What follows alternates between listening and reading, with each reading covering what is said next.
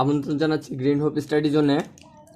আজকে আমরা বিজ্ঞানের একটা নতুন চ্যাপ্টার শুরু করব, চ্যাপ্টার 11। চ্যাপ্টার 11-এর এটা হচ্ছে লেকচার 1। তো লেকচার 1-এ আমরা যা আলোচনা করব, আমি এখানে তোমাদের 9টা এবং অপর পৃষ্ঠায় তোমাদের জন্য আর একটা মোট 10টা সংজ্ঞা লিখেছি। এই 10টা সংজ্ঞা আমি তোমাদের একটু ডিটেইল করে দেব, সাথে তোমাদের কিছু হোমওয়ার্ক দিয়ে দেব। তো আমরা যা করব তা হচ্ছে আমরা শুরু করি চ্যাপ্টার 11। আমাদের প্রথম যে কাজটা, যে চ্যাপ্টারের নামটা কি, পারিপার্শ্বিক পরিবর্তন এবং বিভিন্ন ঘটনা। আমরা এক্ষেত্রে বিভিন্ন ঘটনা দেখব।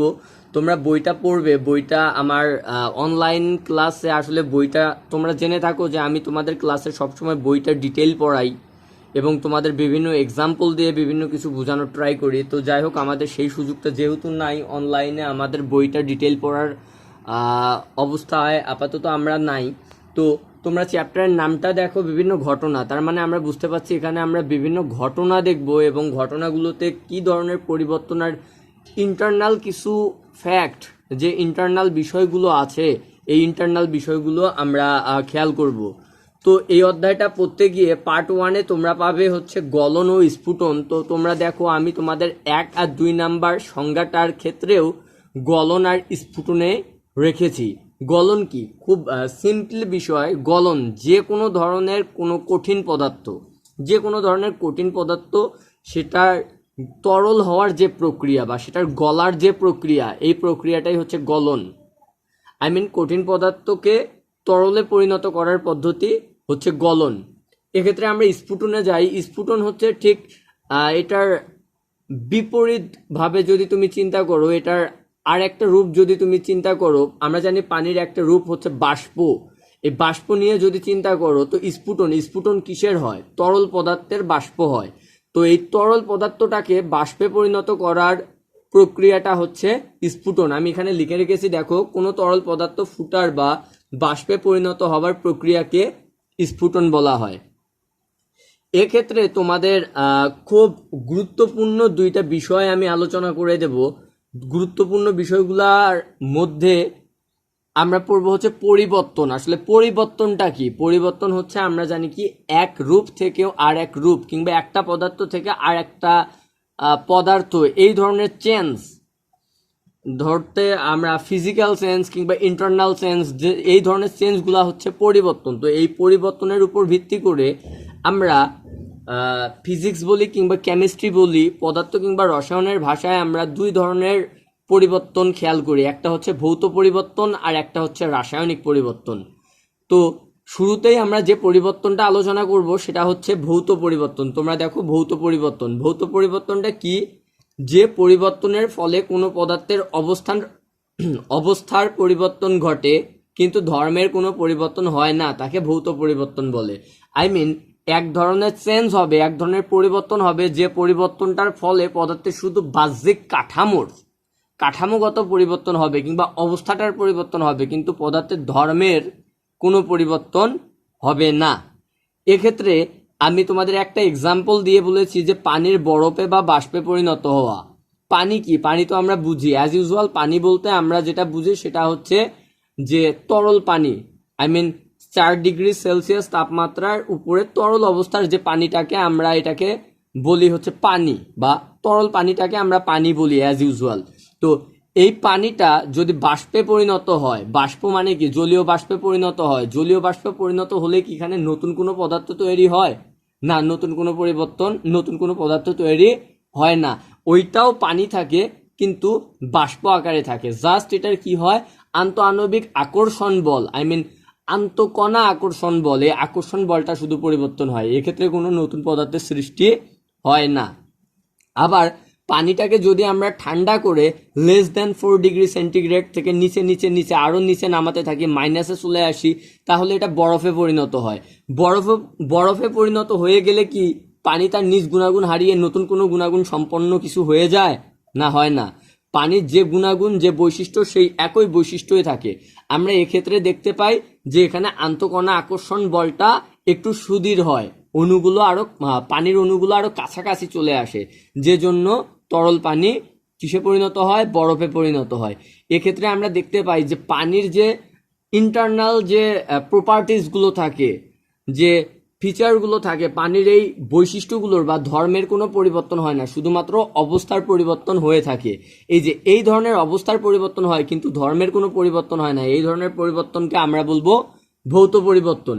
তো ভৌত পরিবর্তনের আমরা যদি কিছু বৈশিষ্ট্য বলি, আমি এখানে লিখিনি, তবে আমি তোমাদেরকে ভৌত পরিবর্তনের কিছু বৈশিষ্ট্য বলবো। যেমন ভৌত পরিবর্তন হলে কি হয়, নতুন কোনো ধরনের পদার্থ সৃষ্টি হবে না, তারপর পদার্থের শুধুমাত্র ভৌত ধর্মের পরিবর্তন হবে, তারপর যা হবে পদার্থের কি হয়, অণুর গঠনের পরিবর্তন হয় না। পদার্থের যে অণুর গঠন থাকে, আই মিন পানির যে অণুর গঠনগুলো থাকে, সে পানি জলীয় বাষ্পেই যাক কিংবা বরফেই যাক, এই অণুগুলোর কোনো পরিবর্তন হবে না। তারপর ওই বস্তুটা, যে বস্তুটার ভৌত পরিবর্তন হবে, ওই বস্তুটার রাসায়নিক সংযুতির কোনো পরিবর্তন হবে না। আবার ভৌত পরিবর্তনের ফলে যে নতুন পরিবর্তন, নতুন অবস্থার মাধ্যমে পদার্থের যে নতুন একটা অবস্থা আমরা পাই, এই অবস্থাটা থেকে পদার্থকে আবার পূর্বের অবস্থায় ফিরিয়ে আনা যায়। সেক্ষেত্রে হয়তোবা তাপ এবং চাপ আমাদেরকে সরিয়ে নিতে হবে, সেক্ষেত্রে পদার্থটা আবার পূর্বের অবস্থায় ফিরে যায়। আই মিন ভৌত পরিবর্তনে হয় কি, পদার্থকে আবার পূর্বের অবস্থায় ফিরিয়ে আনা যায়। তো এবারে আমরা যে বিষয়টা দেখব তা হচ্ছে রাসায়নিক পরিবর্তন। রাসায়নিক পরিবর্তনটা কি, ভৌত পরিবর্তনের বিপরীত। কি, যে পরিবর্তনের ফলে কোনো পদার্থের অবস্থার সাথে ধর্মেরও পরিবর্তন ঘটে, আই মিন অবস্থার পরিবর্তন হবে, সেক্ষেত্রে ধর্মেরও পরিবর্তন ঘটবে। অর্থাৎ পদার্থ তার নিজ সত্তা হারিয়ে সম্পূর্ণ নতুন বৈশিষ্ট্য, নতুন ধর্ম বিশিষ্ট পদার্থে পরিণত হয়, তাকে রাসায়নিক পরিবর্তন বলে। হয় কি, পদার্থ তার নিজ সত্তা বা নিজ ধর্ম হারিয়ে সম্পূর্ণ নতুন ধর্ম বিশিষ্ট পদার্থে পরিণত হয়। এই ধরনের পরিবর্তনগুলোকে আমরা বলবো হচ্ছে রাসায়নিক পরিবর্তন। এক্ষেত্রে তোমাদের আমি যা একটা উদাহরণ দিয়েছি, লোহায় মরিচা পড়া, লোহায় মরিচা পড়া নিয়ে আমরা আর একটু আলোচনা করব। এখানে তোমাদের ধাতুর ক্ষয় নামে পার্ট 2-এ যে আলোচনা আছে, এখানে আমরা মরিচা নিয়ে আলোচনা করব। এক্ষেত্রে আমরা রাসায়নিক পরিবর্তনের যে বিষয়গুলো দেখব, যে এই রাসায়নিক পরিবর্তন হলে এই পদার্থটাকে আর পূর্বের অবস্থায় ফিরিয়ে আনা যায় না। তারপর হয় কি, পদার্থ সম্পূর্ণ নতুন ধর্ম বিশিষ্ট একটা নতুন পদার্থে পরিণত হয়। আর হয় কি, বস্তুটার ভৌত এবং রাসায়নিক দুই ধরনের পরিবর্তন ঘটে। আর হয় কি, বস্তুর অণুসমূহের নতুন গঠনের পরিবর্তন হয়, আই মিন যে বস্তুর পূর্বের যে গঠন থাকে, অণুসমূহের যে গঠন থাকে, এই সম্পূর্ণ যে আণবিক কাঠামোর পরিবর্তনটা হয়ে সম্পূর্ণ নতুন কাঠামো বিশিষ্ট বা নতুন গঠনের নতুন পদার্থ তৈরি হয়। আর হয় কি, বস্তুর রাসায়নিক যে সংযুতি থাকে, এই রাসায়নিক সংযুতিটারও পরিবর্তন হয়ে যায়। এক্ষেত্রে আমরা যদি চিন্তা করি, আমরা মোম সম্বন্ধে যদি আমরা একটু বলি, যে মোম কি, আমরা একটু পরবর্তী টপিকটাতে যাই, দহনে যাই। তো দহন কি, দহন সবার আগে আমাদেরকে জানতে হবে দহন কি। দহন মানে পুরানো, কোনো কিছুকে পুরানো। হ্যাঁ, তো দহনের সংজ্ঞাটা আমরা কিভাবে দেব, কোনো কিছুকে বাতাসের অক্সিজেনের উপস্থিতিতে পুড়িয়ে তাপ শক্তি ও কার্বন ডাই অক্সাইড উৎপন্ন করার প্রক্রিয়াকে বলা হয় দহন। তাহলে কি হতে হবে, পোড়াতে হবে কোনো কিছুকে, সেটাকে অবশ্যই বাতাসের অক্সিজেনের উপস্থিতিতে, এবং এই পোড়ানোর ফলে যেটা উৎপন্ন হবে সেটা কি, সেটা উৎপন্ন হবে তাপ শক্তি এবং কার্বন ডাই অক্সাইড। যেমন এক্ষেত্রে আমি তোমাদের একটা উদাহরণ দিয়ে দিয়েছি, carbon plus oxygen, I mean কার্বনকে যদি আমরা বাতাসের অক্সিজেনের উপস্থিতিতে পোড়াই, সেক্ষেত্রে উৎপন্ন হবে কার্বন ডাই অক্সাইড এবং তাপ। তার মানে এটা একটা দহন বিক্রিয়া। আই মিন আমরা যে কোনো ধরনের, আমরা যা কিছু পাই সবই জৈব পদার্থ। এই জৈব পদার্থ মানেই সেখানে কার্বনের উপস্থিতি আছে। এটাকে যদি আমরা অক্সিজেনের উপস্থিতিতে পোড়ানো মানেই সেখানে কি উৎপন্ন হবে, কার্বন ডাই অক্সাইড উৎপন্ন হবে আর তাপ উৎপন্ন হবে। আই মিন কোনো কিছুকে পোড়ালেই সেটা আসলে দহন হয়, দহন বিক্রিয়া ঘটে। তো আমি মোমবাতি সম্বন্ধে তোমাদের যেটা বলতেছিলাম, আমরা যদি একটা মোমবাতিকে জ্বালাই, তো আমরা কি দেখি, তুমি মোমবাতিটার উপরে যদি হাত রাখো, তাহলে তোমরা দেখবে যে হাতে তুমি তাপ অনুভব করবে। তার মানে এখানে তাপ উৎপন্ন হচ্ছে। আর একটা বিষয় এখানে যেটা হবে, সেখানে হবে কি, তুমি একটু ঘামার ন্যায় অনুভূত করবে, যে হাতটা তোমার যেন ঘেমে যাচ্ছে। আসলে ঘেমে যাচ্ছে না, এখানে মোমবাতিটা যখন জ্বলতেছে, এখানে তোমার যে মোমগুলো তোমরা দেখো, এই মোমের মাঝে যে সুতাটা, এই সুতাটা জ্বলতে থাকে। আর মোমটাতে হয় কি, মোমটাতে যখন পুড়তে থাকে কিছু অংশ দেখবা গলে নিচে পড়ে এবং বাকি অংশটা কার্বন ডাই অক্সাইড হয়ে উড়ে যায়। তো এক্ষেত্রে যেহেতু আমাদের কার্বন ডাই অক্সাইড উৎপন্ন হয় এবং তাপ উৎপন্ন হয়, তার মানে এখানে দহন হয়। এখানে আমরা আর একটা বিষয় খেয়াল করব যে এখানে মোম যে পুড়ে কার্বন ডাই অক্সাইড উৎপন্ন হয় এবং তাপ উৎপন্ন হয়, এই যে এক্ষেত্রে আমাদের যে পরিবর্তনটা হয় সেটা হচ্ছে আমাদের রাসায়নিক পরিবর্তন। তাহলে কি, মোমটা যদি পুড়ে যায়, পুড়ে কার্বন ডাই অক্সাইড এবং তাপ উৎপন্ন হয়, যেটা হচ্ছে আমাদের রাসায়নিক পরিবর্তন। আর মোমটা গলে তোমরা দেখবা যে নিচের দিকে একটু ফোঁটা ফোঁটা আকারে জমা হয়। এই যে এইটা কি, এটা হচ্ছে মোম গলে পূর্বের ন্যায় আবার ঠান্ডা হয়ে মোম হয়ে যায় বা জমে যায়। এই পদার্থটার আর মোমের অবস্থার মধ্যে নতুন ধর্মের কোনো সৃষ্টি হয় না। সেক্ষেত্রে ওই মোমের গলনটা হচ্ছে ভৌত পরিবর্তন। তো আমরা একটা বিষয়, যদি তোমাদের এ ধরনের প্রশ্ন হয় যে মোম জ্বললে কি ধরনের পরিবর্তন ঘটে, আসলে মোম জ্বললে দুই ধরনের পরিবর্তনই ঘটে। রাসায়নিক পরিবর্তনও ঘটে, যে কার্বন ডাই অক্সাইড এবং তাপ উৎপন্ন হয়, এটা হচ্ছে রাসায়নিক পরিবর্তন। আর ভৌত পরিবর্তনও ঘটে, যে মোমটা গলে নিচে জমা হয়, এটা হচ্ছে ভৌত পরিবর্তন। হোপফুলি তোমরা রাসায়নিক পরিবর্তন এবং ভৌত পরিবর্তন খুব ভালোভাবে বুঝতে পেরেছো। এবার আমরা যা আলোচনা করব তা হচ্ছে মরিচা। তোমাদের এই অধ্যায়ের অন্যতম একটা খুবই গুরুত্বপূর্ণ টপিক হচ্ছে মরিচা। আসলে মরিচা কি? মরিচা আমরা বলবো হচ্ছে পানিযুক্ত ফেরিক অক্সাইডকে মরিচা বলে। ফেরিক কেন বলা হয়েছে? আসলে Fe নিয়ে যদি আমরা বলি, Fe হচ্ছে কি, আয়রন। এই আয়রনটা হচ্ছে লোহার দুইটা যোজনী আছে। আমরা যতদূর সম্ভব চ্যাপ্টার 6 পড়তে গিয়ে আমরা এগুলো আলোচনা করেছি। তো দুইটা যোজনী থাকে, একটা যোজনী 2 আর একটা যোজনী 3। যদি যোজনী ব্যবহার হয় 2, সেক্ষেত্রে ওই লোহাকে আমরা বলবো হচ্ছে ফেরাস। আর যদি লোহার যোজনী ব্যবহার হয় 3, সেক্ষেত্রে ওটাকে আমরা বলবো, ওই আয়রনটাকে আমরা বলবো ফেরিক। তো এক্ষেত্রে 3 যোজনী বিশিষ্ট আয়রন ব্যবহার হয়। তো যেটা বলা হয়েছে পানিযুক্ত ফেরিক অক্সাইডকে মরিচা বলে। মরিচার যদি আমরা সংজ্ঞা বলি তাহলে আমরা কি বলবো? আমরা বলবো যে পানিযুক্ত ফেরিক অক্সাইডকে মরিচা বলে। কিংবা আরও আমরা যদি ডিটেইল বলি তাহলে কি বলা যায় যে লোহার খণ্ডকে যদি বাতাসের সংস্পর্শে রেখে দেয়া হয়, তাহলে এই লোহা বাতাসে উপস্থিত বাতাসের অক্সিজেনের উপস্থিতিতে বাতাসের উপস্থিত জলীয় বাষ্পের সাথে বিক্রিয়া করে লোহার উপরে এক ধরনের বাদামি আস্তরণ পড়ে। এই আস্তরণটাকে বলা হয় মরিচা। এই মরিচা পড়লে লোহা ক্ষয়প্রাপ্ত হয়। এই মরিচার আমি এখানে সংকেত দিয়ে দিয়েছি। মরিচার সংকেত হচ্ছে Fe2O3 ইন্টু N অণু পানি।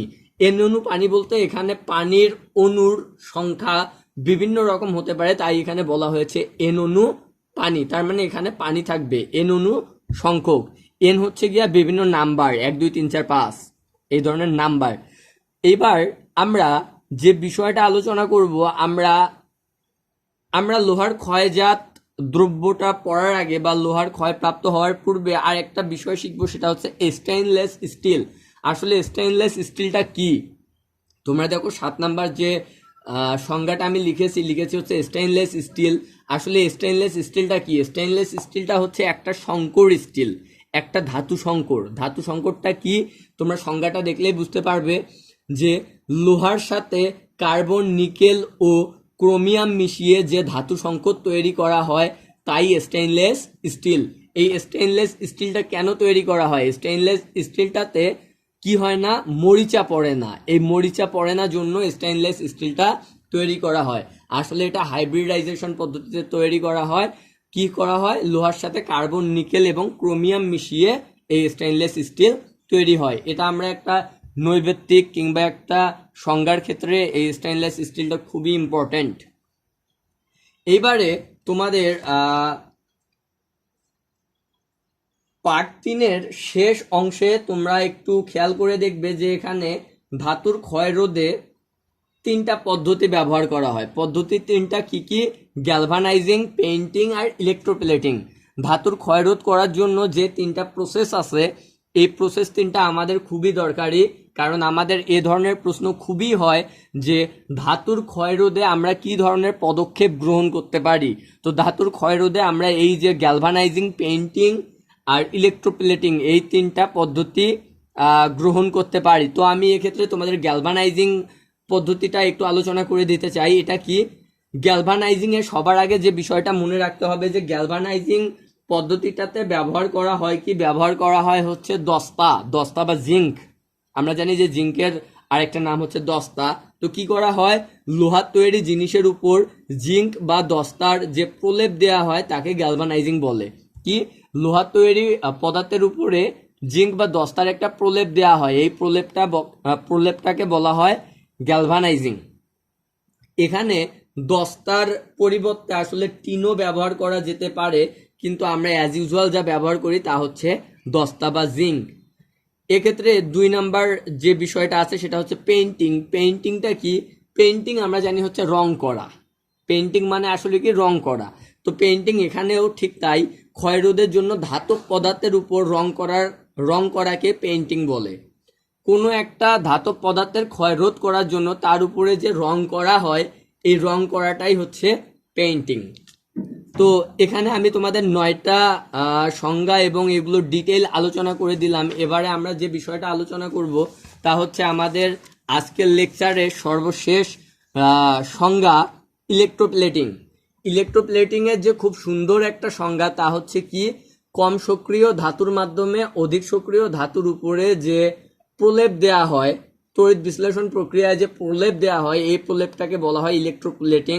আর তোমাদের বইয়ে খুব সুন্দর করে যে সংজ্ঞাটা আরো সহজ করে দেয়া আছে তা হচ্ছে কি, তড়িৎ বিশ্লেষণের মাধ্যমে। তড়িৎ বিশ্লেষণ মানে কি, ইলেকট্রোপ্লেটিং। এখানে তোমরা একটু খেয়াল করে দেখো যে ইলেকট্রো মানে কি, ইলেকট্রিসিটির একটা ব্যবহার এখানে বা ইলেকট্রিসিটির একটা কথা এখানে এসেই যাচ্ছে।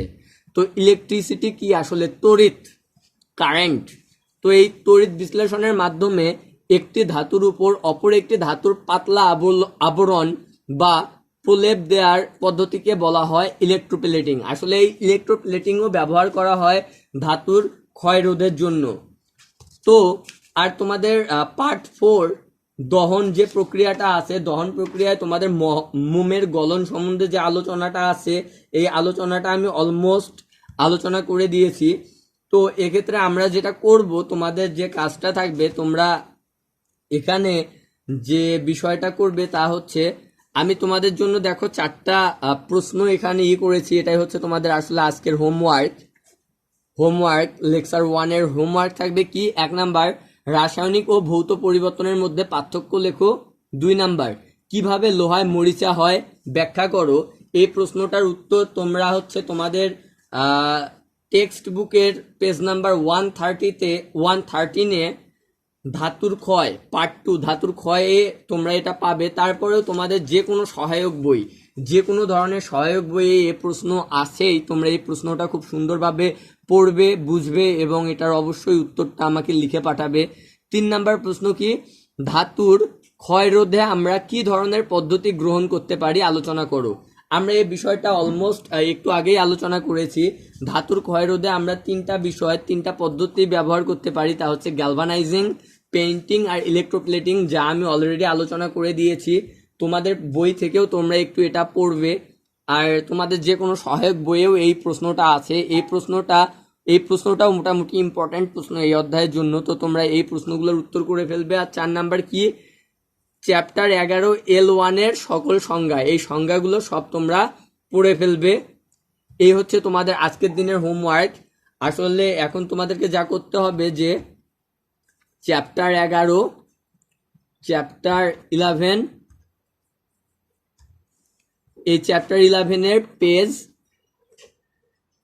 115 পর্যন্ত তোমাদের কমপ্লিট করতে হবে। প্রথম থেকে 115 পেজ পর্যন্ত তোমাদের কমপ্লিট করতে হবে।